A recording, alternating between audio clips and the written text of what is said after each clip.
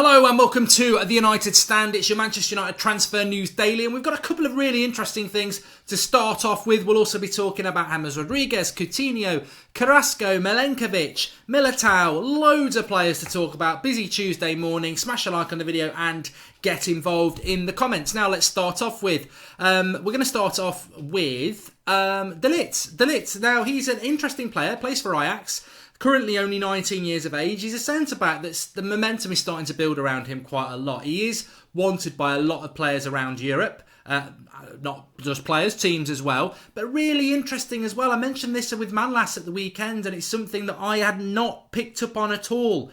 Manolas, agent Raiola, got just before Christmas, changed to Raiola just before Christmas. De Ligt changed to Raiola just before Christmas. Two Manchester United targets, two centre-backs, now both under the control of Mino Raiola, who loves the moolah of Manchester United. Does that now make us front runners? This talk of Juventus, this talk of PSG, this talk of Barcelona, he is highly sought after. But Mino Raiola is now his agent. And as I've said before, Mino Raiola has been fundamental to Manchester United's transfer plans for the last 3 years. If we are in his favour and he has a strong urge or pull towards the United dollar or pound, then this could be very, very interesting because there is starting to be a little bit of momentum around De Ligt. I've spoken about him before. Very, very good player. I think he's had about 13 caps for Holland already. He's wanted by most top clubs. He's only 19 and a half. Reads the ball very well. Only yesterday, an ex-Ajax player was saying, don't go to Italy. It doesn't suit your game. Go to the Premier League. That's where you're going to develop more. Really, really interesting player, like I say. Let's just have a look at him on the Football Index. Link in the video description for this. Remember, you've got to be over 18 and please do gamble responsibly. It's the football game where you can buy shares in real-life players and watch the profit margins go up or down. If you know, let's not just say it's all about going up, but if you pick the right players, it will. Interestingly there, Nicolo Barella. Remember I was speaking about him yesterday? Nicolo Barella, the Cagliari midfielder. If you look at his price in the last month, it's gone from £2.40 a share to over £3 a share. And that is because of transfer news. Prices will go up based on transfer news and also on ability on the pitch. But if we look at De Ligt, this is the player we're going to have a look at. Again, his price in the last month has gone from under £3.40 and it's up over £4 in the last month. Transfer news, players that are going to make a big move. So if you fancy a go at that, the link is in the video description, like I say. It's buzzing this year, Football Index. I think a lot of prices are going to go up. I think there's a share split coming up this year, which means if you've got shares in a player, they're going to half the prices, which means you'll get 2 shares for 1. And that's so that people like Pogba, who are like £15 a share, will come down to £7.50 a share. It's so people can, get hold of more players if they want to. The link's in the video description for that. And with it being the transfer window, there's a lot of movement in relation to prices because it's about performance on the pitch and stories in the press. And obviously De Ligt and Barella are very well at the moment. Another player I want to talk about, let me get his name right, Adrian Corral. You probably never heard of him. If you have, well done. Adrian Corral is a 16-year-old left-back stroke centre-back who plays for Villarreal. He's only just turned 16 and he is expected to be a Manchester United player, with Manchester United continuing down that route of hoovering up young talent around 15, 16, 17. We've been doing it for a few years now. It started off in the Van Gaal years, it continued through Mourinho, and now it's continuing again. United scouting of players, the next big things we hope. None of them really come to fruition yet. Chong is sort of one. We did pick him up from Feyenoord, I believe. There are players coming through. I like Alou Traore. I really, really, really like him, that we got from PSG, I believe. There's a few of them floating around, and this lad looks like he's coming in as well. So interesting that United are still keeping to that. It'd be remiss of me not to talk about Philippe Coutinho. Now, the situation with Coutinho is that we were linked to him yesterday. However, know-it-all Steve, the pretend Spanish guy, Guillem Balaguer, has come out and said the truth is that we won't be signing him. We didn't need Balaguer to earn his Sky appearance money to tell us that. There's no way Coutinho's coming to Manchester United. For one, he's an ex-Liverpool player. For two, he's only just signed for Barcelona relatively recently. For three, that's not the sort of United player that we need. Somebody who's coming towards the end of their career again, late 20s, mid to late 20s. Barcelona failure. That's not the remit of the Manchester United Football Club at the moment. It's not to say we won't sign an older player, but they definitely are looking at younger players where their value can increase. And with someone like Coutinho, it is highly, highly unlikely that we will be moving for him. And he's a player that I wouldn't want either. Carrasco, I must mention him. He's looking like potentially going to Arsenal. Perfect signing for Arsenal. Spineless. Mercenary. Let him go there. I'm going to look an idiot if we sign Carrasco. And if we do sign Carrasco, obviously he'll get my backing. But I just cannot get my hat on how a player of 24 playing for Atletico Madrid and a Belgian international goes to China. I just cannot get my hat on it. I know why they go there. It's all about the money, money, money. It is all about the money. But, I mean, you earn good money as a footballer at Atletico Madrid. Why not come to the Premier League and play for Everton and double your wages? The money's in the Premier League. I mean, it's ridiculous money in China, but how defeatist is that of a top-level footballer to go to China? You're not going to improve your game. With all due respect, the Chinese league is about on par with the Vanarama Conference. You know, it really is terrible. It's just people going there for money. And I just worry about the mentality of a player who does that and their effort levels if they're willing to basically sacrifice 2 years of their prime career just to earn a load of money. I don't want that sort of player at United. I think we need fighters, not people who are susceptible to, you know, being driven by money, because I think that sort of betrays what somebody's like when they're like that. It's about the money and it's not about the football. But maybe I'm wrong. I don't know. So I think he'd suit Arsenal if he's going to go there. James Rodriguez, interesting with James Rodriguez. Bayern Munich, it's not going too well. He has been injured, and he's a player I've always really liked. I'm just chucking him in there really for a bit of self-massage ego, I suppose, because I just want to say I would love James Rodriguez to come to Manchester United. I think the chances of it happening are slimmer than they've ever been.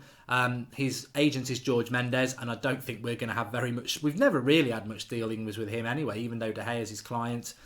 He never delivered any players to us, even when Mourinho, his number one client, was here. I don't think he's about to deliver as James Rodriguez. And also, I suppose the thing with Rodriguez is he's more of a number 10. But why I would like Rodriguez is I think we look at that right midfield position and we're like, oh, we need somebody there. But I think James Rodriguez would fit it like a glove because he can play wide. But obviously, our right midfielder is always encouraged to tuck in because we've got Herrera or a box-to-box. We haven't got, like on the left-hand side, you don't want your left midfielder to tuck in because that's that Pogba does go forward. But on the right-hand side, there's always an opportunity. I'd love James Rodriguez to come to United. I just want to throw it in there.